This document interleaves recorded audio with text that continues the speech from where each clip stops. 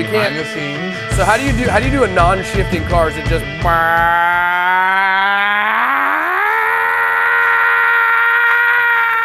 You nailed it. Is that it? Yes. Is that it? Are we live? Okay, do an Indy car. Do an Indy car. Do a what? I want to hear an Indy car.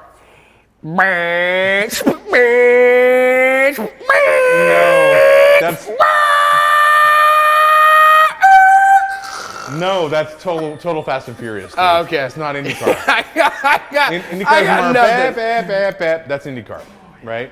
What's an Indy? I can't think. I'll just. Okay, give me Fast and Furious. Full tilt, blow off valve.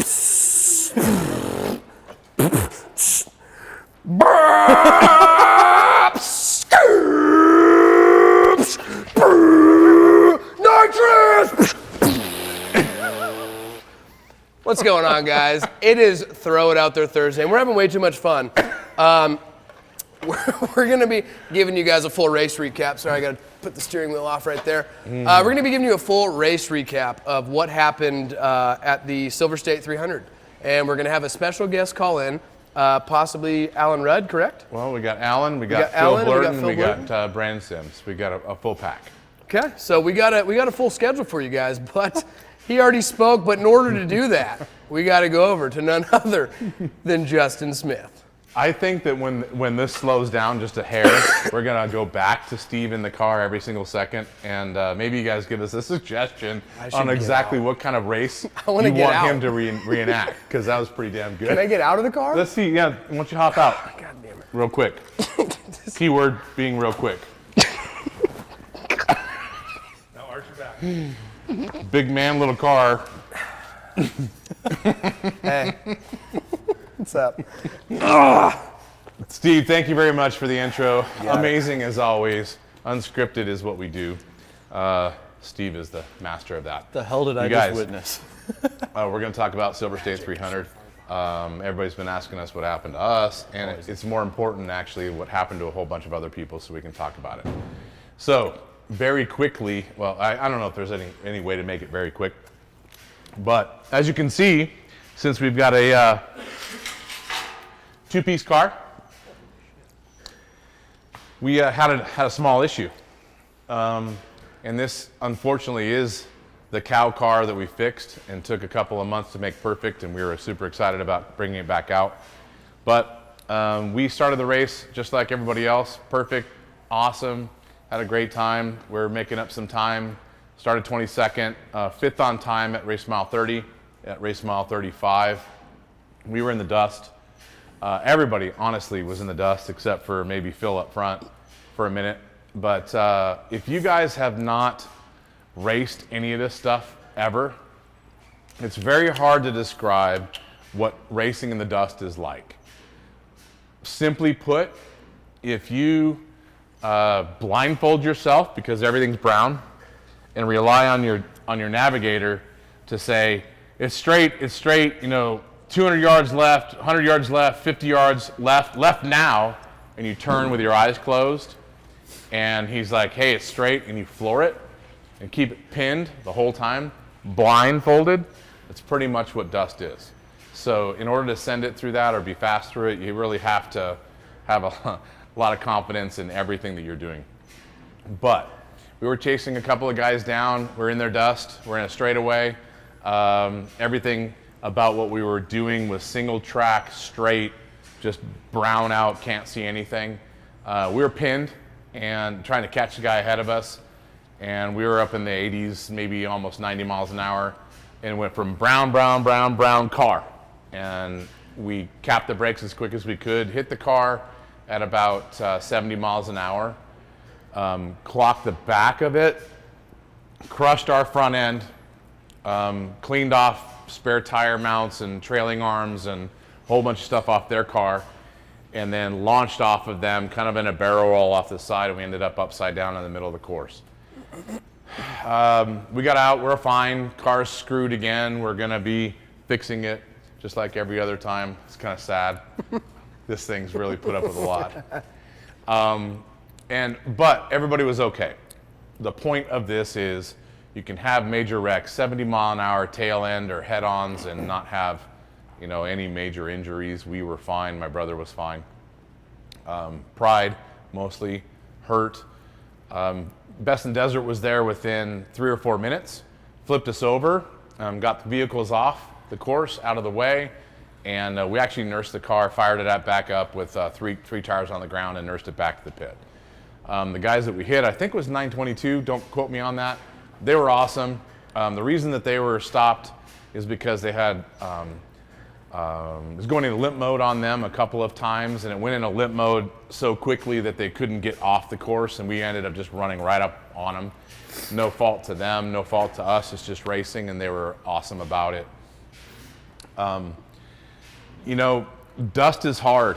Dust is really, really hard, but where you want to, like Dustin Jones has said in the past, you want to be fast where people are not, where others are not, and typically everyone backs off in the dust because you can't see. So the fast guys are really good in the dust, and they make up a ton of time there, so you really have to send it when you can't see. It's important as far as racing is concerned. But just as important as that is the safety that's in the vehicles, because when you have something like this happen, you don't want to have somebody hurt.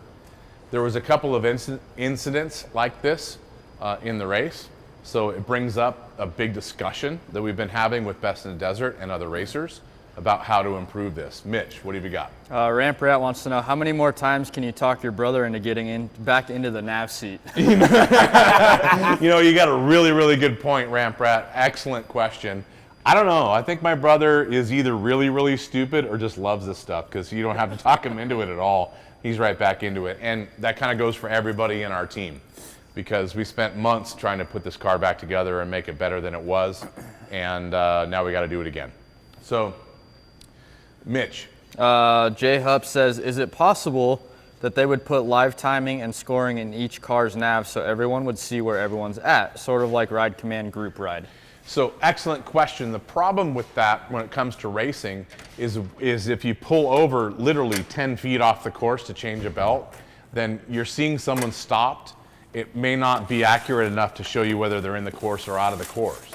So if you're blind in the dust and you're floored trying to do what you do in a race, you're going to stop for everyone that's on the sides. You may not realize that they're in the course or off the course.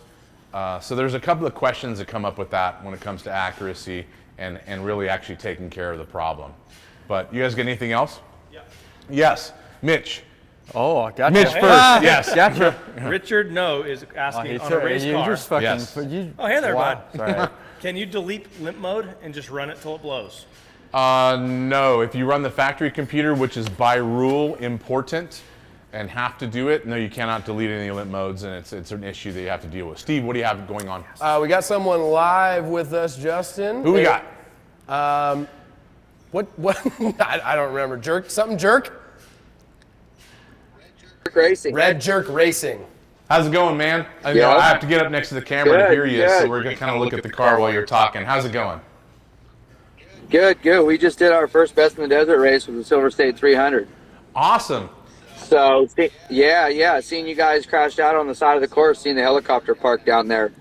You guys, you guys were taking a video. Somebody was taking a video as we were driving by. So I'm wondering how we get a hold of that video. You know, it's a good question. Somebody with a cell.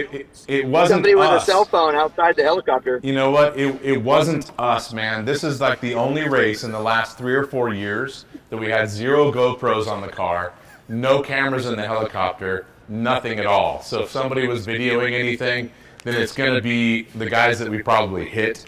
So contact 922, see if they've got all the videos.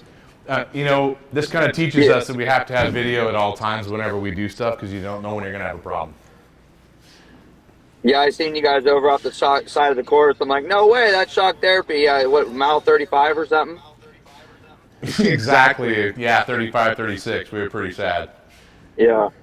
What an awesome race, though. I just wanted to, just get on here because, like I said, it was our first Best in the Desert race. We use all your guys' product, and can't say enough good things about you guys and what you guys do. So, yeah, right on. It was good to see everybody out there and race with all the big dogs. Thanks a lot, man. Appreciate you calling in. I'm glad that you're part of the race community, and look forward to seeing you at the next race. Make sure you sign off when you're out of here so we can grab the next guy. Yep, for sure. Good talking to you All guys. right, take it easy. Yeah, but So while we're waiting for the next person, so Brandon, do me a favor, Sims, sign up so we can grab you as soon as we can. Mitch. Aaron Johnston 167 said our car was the one you hit. We have no video. 167 or 967? That's just his name. Aaron Johnston 167. Oh, okay. Aaron yeah, Okay. Our car was the one you hit. We have no video. Okay, so Aaron Johnson. Aaron, I apologize. I didn't realize your name. Aaron, we're sorry we hit you. I know you're sorry. It's racing. That stuff happens. We'll get it all fixed, and we'll be back together, right? And racing in the next race. Steve. We've got Brandon Sims on the line. Hey, Brandon. How's it going, bud? Oh, I'm just sitting here in the shop licking my wounds. Tell us about your wounds, man. I mean, just like everybody else, you probably had a good first half of the race. But, running in the dust and trying to run people down, what happened to you? Yeah, it looks like, I was looking at the times too, and everybody can say, it looks like we were running on second on time at the point of the time that we had our issue. And like you said, to be the fastest, you got to push through the dust. Unfortunately, our situation was slightly different than yours. We were hauling, down a dirt road, pretty fast dirt road, I think like 70 mile an hour, 75 mile an hour dirt road. And it was fairly straight around race mile like 116, I want to say, so right after pit 3. And it was a fairly straight straightaway. It had kind of a slight left halfway through it, at which point, Skylar called out and said that we had a slight left over the crest. And in this straightaway, there was like a little downhill crest on the right where we had our misfortune. But anyways, as we came over this crest at about 70, 75 miles an hour, there was like a blind spot in the road where I couldn't really see anything. And as soon as we crested over that crest, there was a car upside down in the middle of the course. Unfortunately, when I only had about 20 yards to make a split second decision, the only thing I could think to do was, pitch the car sideways and, try to avoid T-boning the car that was in the middle of the road. I didn't see any kind of warnings going off. Skylar didn't report that there was anything on the racing tracks going off. There was nobody flagging us down. We weren't really racing any dust. We were kind of just in little clouds of dust at that point when that happened. So I was able to get the front end kind of around the car that was wrecked to avoid T-boning them. Unfortunately, it pitched us sideways, and I think we hit him with like the side of my car and the right rear of my car, which kind of spun us around and then sent us for a ride.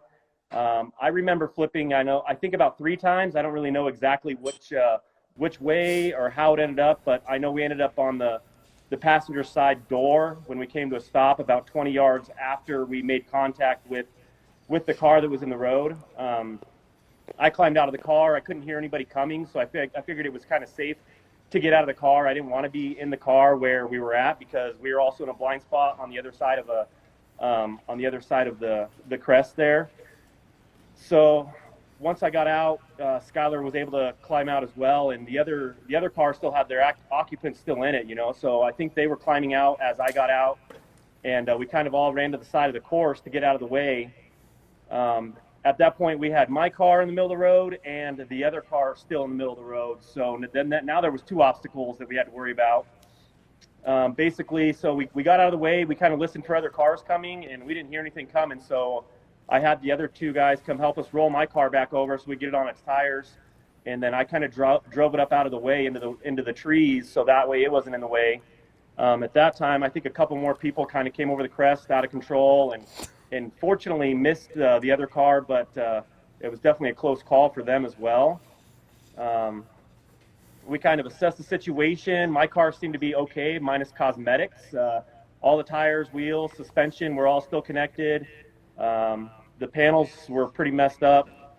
And at that point, I asked the other guys if they wanted me to help them roll their car over. Unfortunately, it was kind of, we would have had to roll it uphill, and there would have been no way for us to get it over. So I still wanted to race, so I told them that we were going to continue on. So Skylar and I got back in my car and took back off, and we were trying to run a race pace again, even though, my car was pretty messed up. But we kept going until we made it to about Caliente, where we noticed there was an issue with a part of the car that was affected by the rollover itself. So we actually had to call it quits in Caliente. And that was basically our day, unfortunately. Hey, Brandon, that's a long, it's a long day, especially after having issues that you have to overcome. I'm not sure that really what you ran into was almost fixable, right? I mean, they wrecked right immediately in front of you. You know, I don't know how much quickly or how much. I wasn't in their dust quite yet. I was in there kind of, like when you're catching somebody and you kind of see clouds of dust, but then you go through that cloud of dust and it's really open again. Yeah. I wasn't able to see their like rear taillights or anything yet, so I don't know how long they were upside down. If I had to guess, probably 15 to 30 seconds. I'm guessing. I don't know, just because I wasn't quite on them yet. And I'm not trying to say that, anybody did anything wrong. I think we just need to be able to use the technology that we have available as soon as possible. I think that, had the racing tracks emergency button been pushed as soon as that accident happened, it may have helped us avoid the accident. I can't confirm just because I don't know exactly when they wrecked or if they had been knocked out. I don't really know. Without hearing, their side of the story, I don't really know exactly how it played out for them. And I don't know how quickly the racing tracks responds when you're upside down either, or on its side either. So who knows what that is, but I'm certain, not their fault. They wreck, you come right up on them, but maybe something to look into when it comes to timing on a racing tracks. Yeah, I chalked that one up as an unfortunate racing incident, and that's all it was, is just an unfortunate situation for all involved. I know that another car was involved with the same accident or the same vehicle about 20 minutes after I'd been in the accident. Another car hit the same one that I did. So I don't quite know exactly how everything played out. But, like I said, the car couldn't have been in a worse spot on the other side of a high-speed crest. It just was in a blind spot, and it was once you noticed it was there was nothing you could do about avoiding it. Maybe when they had the issue in front of you, there was nothing really that could happen. But 20 minutes later, maybe having the stop sticks out in front and cones, and maybe somebody standing there, that could have helped the next couple of guys through. You never know. Yeah. But until you're in that position, you don't know. It's so hard to estimate or guess what was going on in everybody's minds. I mean, adrenaline's crazy. You forget to do some things when adrenaline's pumping through you, or shock, or whatever it may be. It's crazy. Your mind skips to do a lot of things that you think you should do, or that should be relatively easy to do. Yeah, that's why I try not to open my mouth before I've actually talked to everybody, because in the middle of the race, when you're all amped up, you're going to say something that absolutely is the wrong thing to say. Correct, exactly. I don't blame anybody. It was, like I said, it's just an unfortunate accident. It's been my biggest crash in my career of racing. So that's been almost 10 years of racing professionally now. So it's been my biggest crash ever. And it was quite an event for me, You hear this dude bragging over here? It's his biggest crash in 10 years? What the hell, Brandon? Why don't you come over to the dark side, come race with us, and I'll show you a real crash real quick. Hit some I'm just cows. living vicariously through you guys. We'll make some big stuff happen. Brandon, thanks a lot for signing in. Really appreciate giving us your story on that. And Phil, I think, is right behind you. So do me a favor. When you're out, sign off, and Phil will hop in and tell his story too. Yeah, I prefer calling in after a great race. I'm not a big fan of these ones. Well, you got about a month and a half. Are you going to run the 500? Yeah, I've got the car back here. It's getting ready to go get some cosmetic surgery at Lone Star next week. So, we'll be at the 500 one way or another. We've got some work to do and some tubes to replace. All the panels need to be replaced. But, yeah, we'll be there. We're going to be there too, so look us up. We'll get together on pre-run. Okay, sounds good. See you, Brandon. Thanks, guys. Steve, what do you think? Dom, hold on, got a mic. Hey, bud. John Huberts, does Silver State use a Stella? I don't know what a Stella is. So Stella is the tracking device for Mexico. In all American or north of the border races in Best in Desert, it's going to be racing tracks. So it's a system that works very similar. Steve, We got who I would consider the fun sponge of the sport, and it's just because he is the rule maker. Alan Rudd is on the line right now. Alan, why are you here? You're supposed to call in after Phil does. I was trying to figure it out. I'll call back because Brian's busy. Get the hell off the feed, Alan. Good God, man. We got a plan.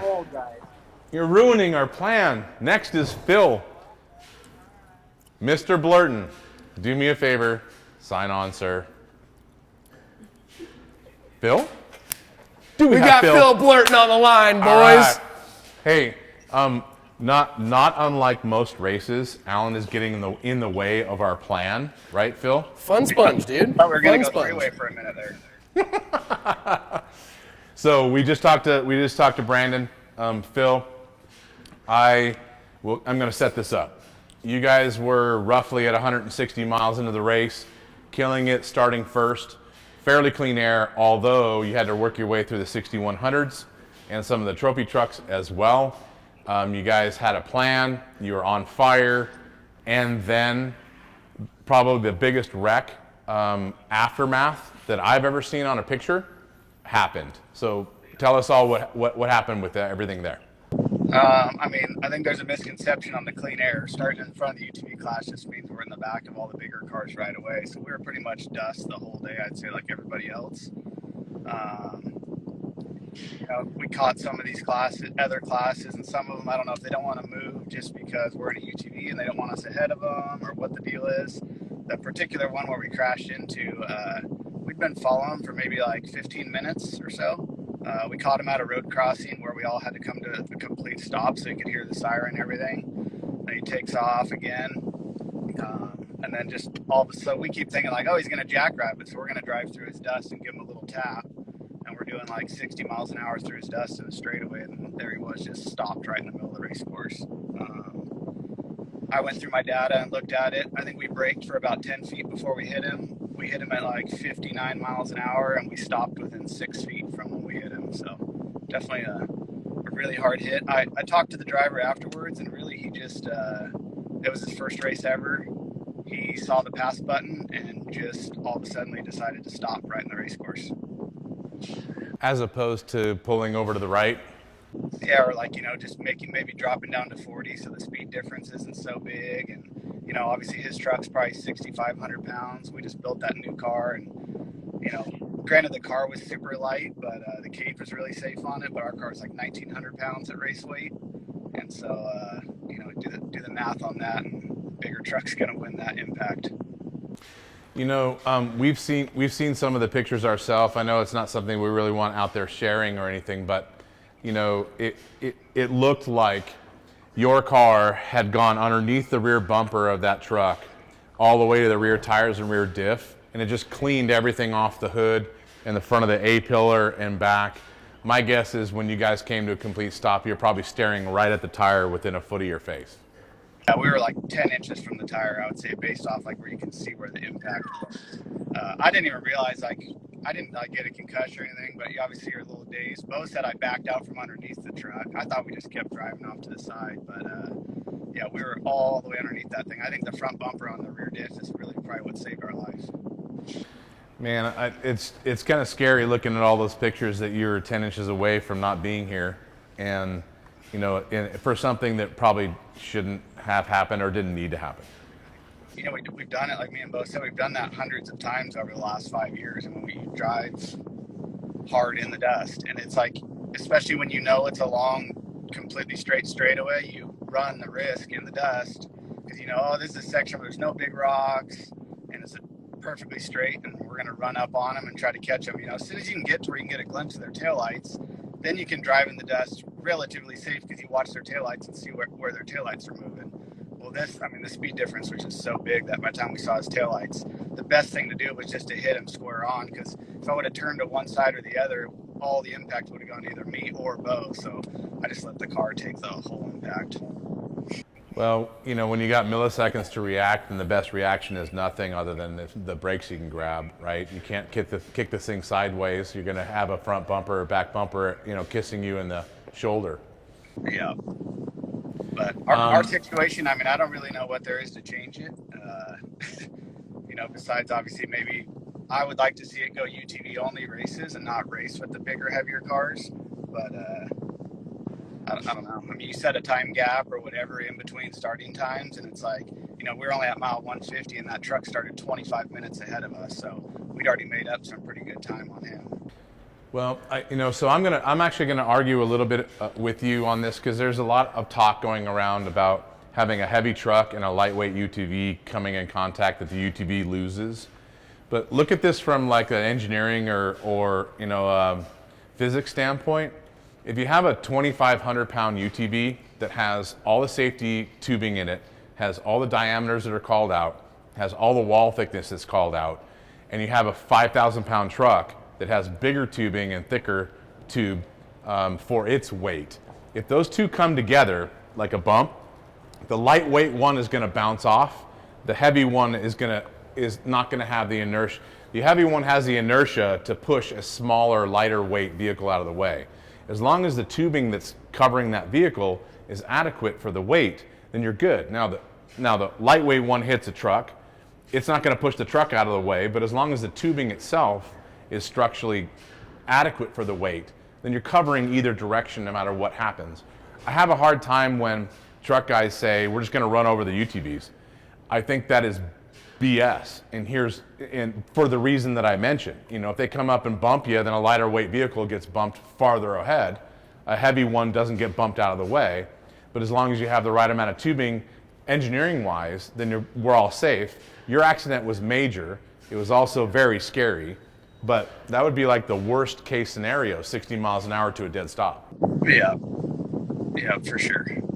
No, it's tough, like when you're, if you qualify up front, or, like this race, we've won all the races leading up to it, so we started first, and now, another class that wasn't at UTV, that wasn't somebody we were racing against, takes out our whole championship chase and points chase and all of it. It sucks, man. It sucks, but it's also racing, right? So we have to take it with a bit of a grain of salt. We sign up for this, things can happen. We don't want it to happen. You know what? I think the best course of action here is now that things have happened, that we come up with ways to make sure it doesn't happen that way in the future. It's already happened. Let's fix it going forward. Yeah, I think like Brandon Sims' situation, I mean, I just hopped on and heard a little bit of that. It seems like there should be a way, and maybe there is, but like the racing tracks, if a car's on its side, it should automatically put up the alert so he knows there's a broke down car.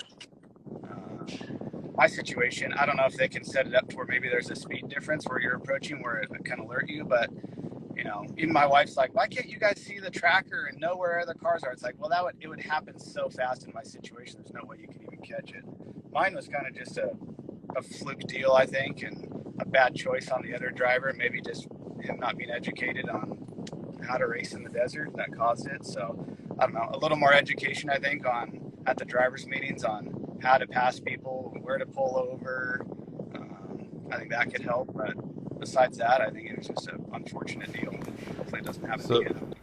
Phil, I think with everything you've just said, a lot of that's being discussed with Best in Desert right this second, and they're really being proactive about making sure that nothing happens in the future and having a setup that's going to, eliminate these things from happening. And we've got Alan signing on right after you, so maybe we can jump on to him real quick and we can go over some of the things that are being discussed. And let me mention too, the stuff that's being discussed right now with Best in the Desert is coming from all the racers as well as them, so it's kind of a group effort, including your situation. Yeah, and I think that track is it's one of my favorite tracks. But that track, I mean, you've been on it. It is high speed, and it's one lane, and you're in the tree. So it's a pretty unique track where these situations are all happening. I think it's not like I don't know, you know what I mean? Like this kind of stuff, you don't hear of it happening at Laughlin. It's a wider track. It's more open in spots, and you're not going so fast in the dust there. I think you combine 80 miles an hour, single track and dust, and it's a problem, or it accentuates the possible issues. But training and tracking and maybe a separation in classes, all three are going to be a really awesome idea to push through. And I think also on the push to pass, I don't think it would have helped in this situation, but us battling some of the cars earlier, I know it gets to be kind of a weird area, but there needs to be a point where like we can use the push to pass and not you can't just jackrabbit every time. Like if you get pushed to pass a certain amount of times, there's got to be some kind of penalty that makes that person on the next time want to. You know what? That's a really good idea that we should throw in and kind of have a committee discussion about it, and also maybe committee enforcement. That way everybody's involved and it's a jury of your peers. Well, I guess for us, we already started on a new car. The chassis is at the sandblaster, so we'll build another one that hopefully gets to live longer than the 3 days that this car. Badass Phil. Hey man, sorry about the wreck. It's a massive one. We're glad that you're still around. Do me a favor when you sign off, maybe click off of it. Alan, okay, right now would be your time to come on when we actually wanted you to come on and talk about stuff, right? I love making fun of Alan because it's very rare that I get the opportunity to screw with him. Oh, the fun sponge is back, Justin. Steve nicknamed you the fun sponge because you enforce the rules, Alan. What do you think of that? I know, Steve, he's always giving me fun sponges, you know. Love it, man. Oh, we got Brian too. So I got introduced. Brian, how you doing? Guys, I got Brian to come on with me. So I brought Do we the refer to man. him as We fun can sponge go to number the 2? top. Well, I think that Brian might be the head fun sponge, as opposed to Alan being the enforcement fun sponge. But hey, you guys, it's very important to everybody that's watching this, or to us, to let everybody know who is watching this, that this is kind of an open forum that we're just chatting about ideas, and we want to point out that Best in the Desert, whenever something happens, whenever multiple things happen, is there like with phone calls right away, same day, discussions the next day, and for the next few weeks, you know, ideas are always rotating when it comes to Best in the Desert. It's a collaborative effort to always try to improve the sport. And we were just trying to tell everybody what happened to us. And maybe Alan and Brian, you guys can talk about some of the discussions you've had with racers and what some of the ideas are going forward that might cure a lot of the stuff we've seen. Well, I'd like to address something you talked about, the tubing diameters and some of that stuff. And part of the fun sponges, I keep getting asked by people, why do we have to run a B-pillar? And I think if you've seen pictures of Phil's car, if there was no B-pillar in that car, we wouldn't be having the conversation with Phil. We at Best in the Desert do not certify roll cages. We don't tag them like SCORE does. The roll cages are on you guys' safety. And if you're building too light of a car and you're looking to cheat the perimeters, it's your neck, it's your head. I agree with you 100%. Everybody needs to do a really good job of following the rules and get the gussets in there and get these roll cages built up for these type of incidents. Your fun car, you're not hitting another car at these speeds. That's one of the things I'd like to emphasize a lot on. That we have these rules for a reason. Yes. Nobody is questioning what Best in Desert has for rules at all. I think it's important that you pointed out that you guys have what everyone has to follow, what everyone in other series have to follow, that's been developed over decades of racing to be adequate. It's on the person that has the race car to deal and abide by all that stuff. It's your job to enforce it, but you can't enforce every single little thing. It has to be the person who is racing. It's in their lap 100%. Yeah. Hey, Justin, thanks for having me on and thanks for your podcast. It's an opportunity for, racers, fans, builders, everybody to come together and like you said, throw out ideas, talk about what's going on within the sport and any particular event. So I really appreciate you doing this. I appreciate you I know you've had Al on a few times. Appreciate you having us on. And if I may, I would like to speak to the incident with Phil and other incidents we had. first and foremost, I'm sick to my stomach for Phil.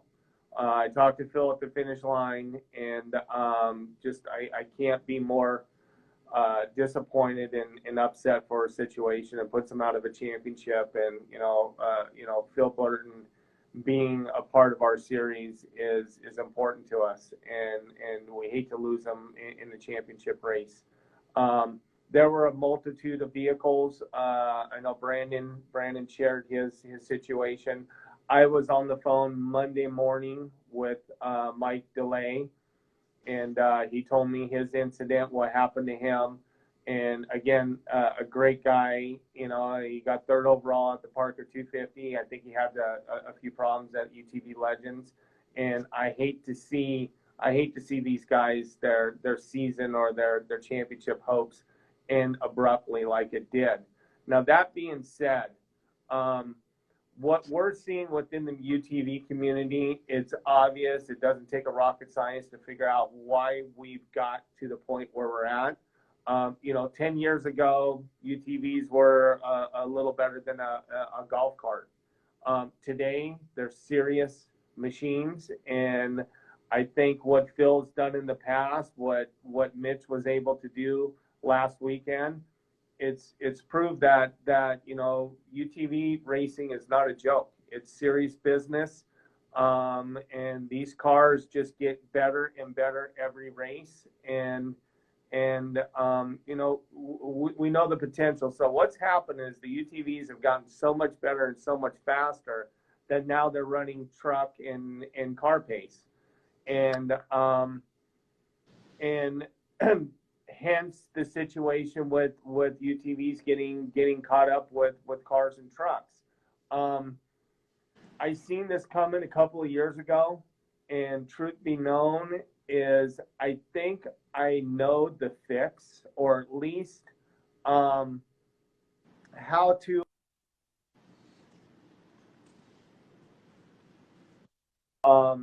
eliminate probably 90% of that. Now, that being said, I've been in this in this business, so to speak, my whole life. And while I wasn't always the owner operator of Best in the Desert, my father was.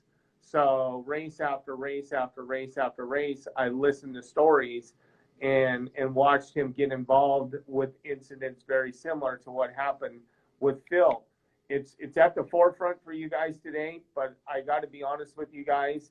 If one or two of these incidents don't happen per race, then that's a really good race. But more than likely, we are on the phone at Best in the Desert from Monday, Tuesday, Wednesday, Thursday, Friday, working out situations, because this happens all the time. It's just we're talking about it today because now it's involving the UTV community, whereas it used to just be the car truck community. So this has been going on for a long time, guys, really since the history of the sport. It's just really the UTVs have gotten so much better that now you guys have caught up to it, and you're in the mix, and it's happening to you guys, whereas it just used to happen to cars and trucks. Now, all that being said, about a year and a half ago, it dawned on me. I realized what it's going to take to truly fix this problem. And the solution is not easy. And it's going to take time, and it's going to take a lot of work. And my personal problem, the reason when it dawned on me and said, this is the direction I need to go, this is the direction Best in the Desert needs to go. And if you notice, I'm not gonna tell you what that is, but it's gonna require a lot of bandwidth. And me personally, I'm stretched as thin as I can get, but I'm gonna have to figure out how to stretch my bandwidth further, because it has to start with me. And then once I get the ball rolling, then I'm gonna need my entire staff to come in and get involved. So there is a fix to the problem. It's gonna take a lot of work. And my goal would be to have it implemented in 2023 at the start of the year. Hey, Brian, I just want to jump in really quick because I want to point out to everyone who's watching this that yourself and Alan have been proactive with anything that's ever happened You know, it's not like you guys get blown up and then, oh, we're going to have to do something and it takes another year or two. You guys are on it, and whatever is changing within the racing community and needs to be addressed, you're looking for solutions and asking everybody questions. I think that's the real takeaway from everything that we've talked about so far and shared, is that things are actively happening within the organization to try and make the racing better and accommodate every single class, every single racer in the safest way possible. That's what I've caught over the last few days in all of this, and I think that's what everybody needs to know in this discussion.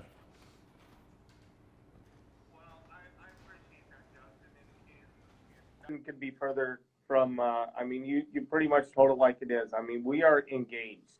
We aren't just getting to the end of the race and going, hey, great, let's go on to the next one. We know things happened at the last race that we need to look at and fix for the future upcoming races. Now, Vegas to Reno, I won't say 100%, but based on what we saw at the Silver State, and you know, typically Silver State is always before Vegas to Reno, so we always learn a lot coming out of Silver State and what we could do Vegas to Reno. But you know, there will be a time split for sure. I think we've determined that when that last, you know, main group of cars and trucks, you know, racing at the high level, when the last car's off the line, there will be a delay, and there will be a gap between the UTVs at that point, or from that last car to the first UTV. That has to happen. But even that being said, that does not solve the problem. That helps, and it puts a Band-Aid on the problem, but it doesn't solve the problem, because you know, you could have 6,100 trucks, you know, and it's going to happen. You'll have trucks that'll, you know, start having problems. And then boom, next thing you know, you got trucks and cars back mixed in with UTVs. Granted, it'll be later in the race and it'll be more spread out. But it again, that doesn't solve the problem. It puts a Band-Aid on the problem for now. But it's a great place to start, because when you separate the classes, you're not going to have that commingling as much unless somebody breaks, which is typical. I mean, you have a truck break, they're going to work their way through the pack, right? But that cures probably 50% of it. Other things that you guys are looking at doing, possible courses and licenses to have, so that we don't have untrained drivers in the middle of guys that are trying to make points, and also possible committees to talk about all of this, and as a group amongst your peers, discuss things that have happened and make maybe decisions as a group effort with all opinions involved, right? Absolutely. And you know, I know Alan brought that to my attention. You know, basically a competition group or competition board Committee, competition committee. That is definitely a step in the right direction.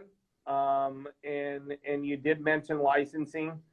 You know, that ultimately is the direction we will go. And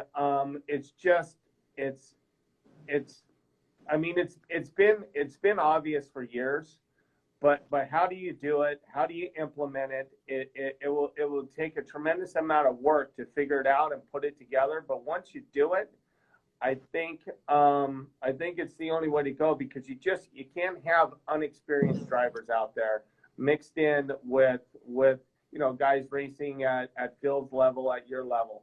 It doesn't.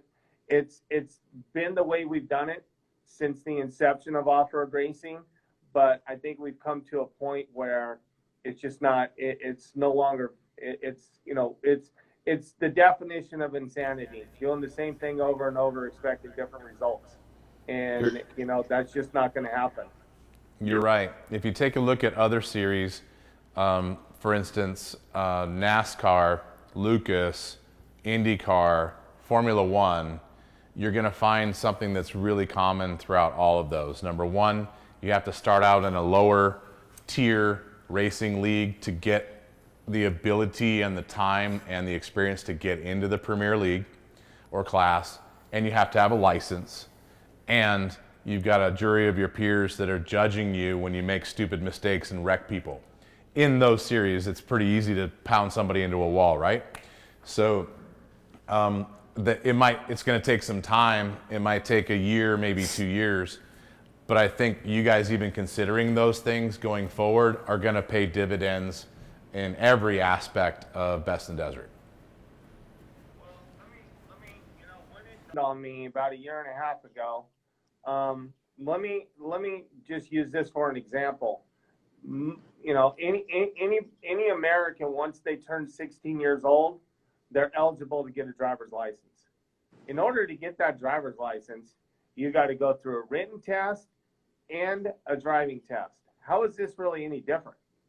It needs to have structure to it. So that guy who's racing the Best in the Desert for the first time, he's gone through a testing process and he at least has an idea of what he's getting into. You know what? I'm going to jump in on this, and this is the time that somebody or multiple people need to jump in and put their hat in the ring to be the driving school and, put their criteria forward for you guys to judge and decide, hey, this is going to be, you have to pass maybe these 2-3 schools that are approved for your class. So there might be, you're helping the economy with another business in this deal. Well, I like I said, Justin, we've made it this far without all that, but for the survival of the sport, I don't know that we're going to be able to continue on the way we are. I mean, in fact, I'm certain we can't. Now, like I said, it's going to require a lot of work, and there's going to be a lot of people who aren't super happy about it. But there will be a lot of people that are very happy about it. But definitively, that's the direction that I think we're going to end up going. Well, I think you're doing something right when you've got some people that are bitching. If nobody is saying anything bad about you, then you're doing something wrong.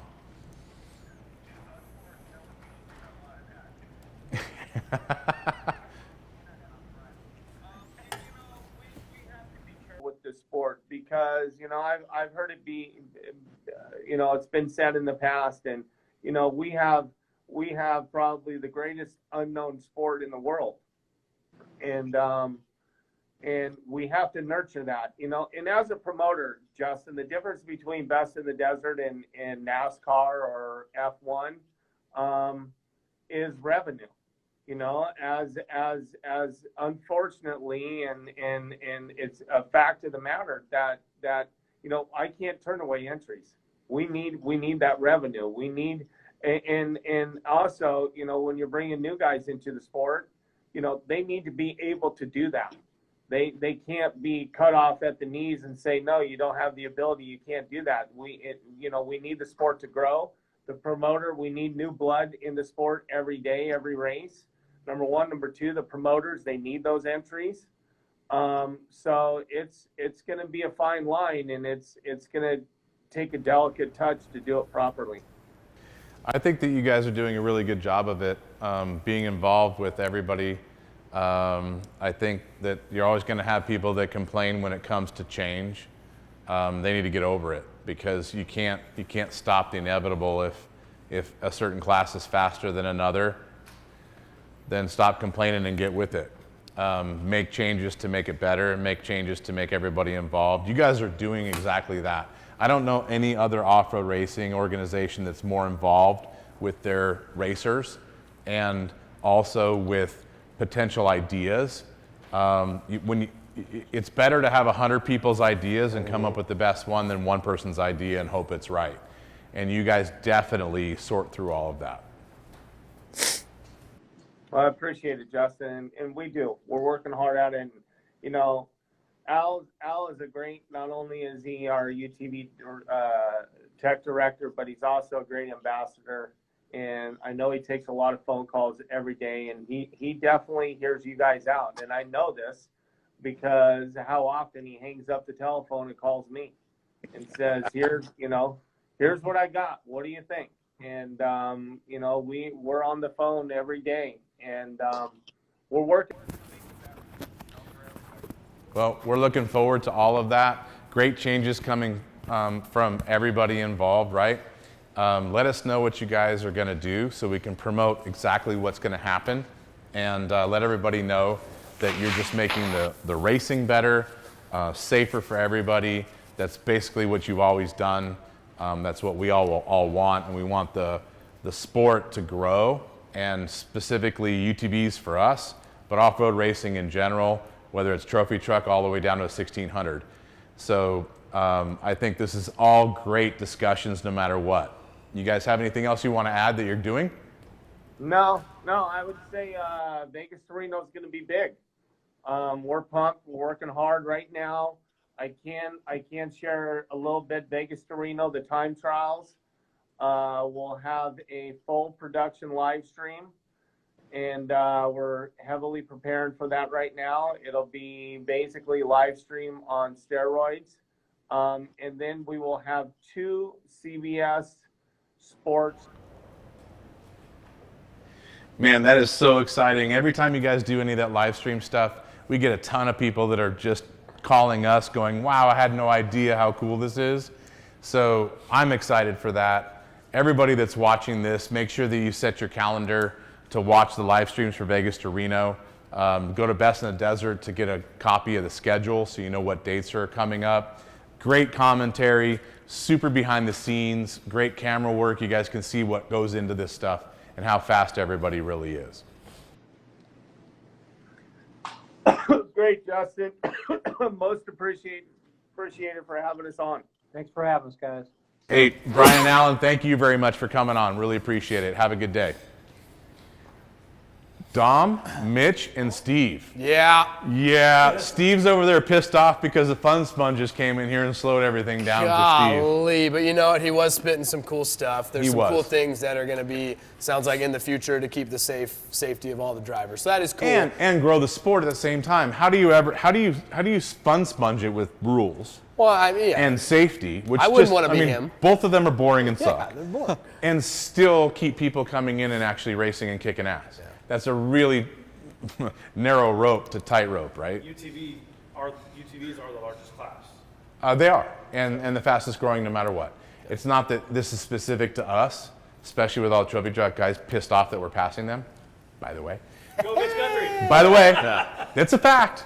Get used to it, Mitch. There's a lot of thank yous to Best in the Desert for all of that there too, and then a ton of they people. really kick ass. Yeah, for sure. BDI's in here. There's a lot of other racers that are in here saying thank you to Best in the Desert, and then a lot of people agreeing with what you guys were talking about too, as far as like licensing and doing all of that stuff too. So I think it's pretty simple to do, and everybody else is doing it. You know, racing organizations like Brian had said. I mean, the only difference between what we do and what they do is the funding.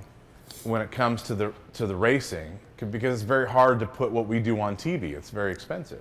I have an idea. Yeah, what do you got? This is just me thinking off the top. Like we were talking about new drivers and people who maybe haven't raced or done it before. Yeah. What if you made like the drivers meeting mandatory to actually even enter into the race? So it actually is. Okay. The drivers meeting is mandatory. The way they spot check it is at the end of the race. Yeah. They throw out car numbers, and if you're not there, then you get a major penalty. So everybody is there. But more discussions maybe at the drivers' meetings about safety and what you're supposed to do.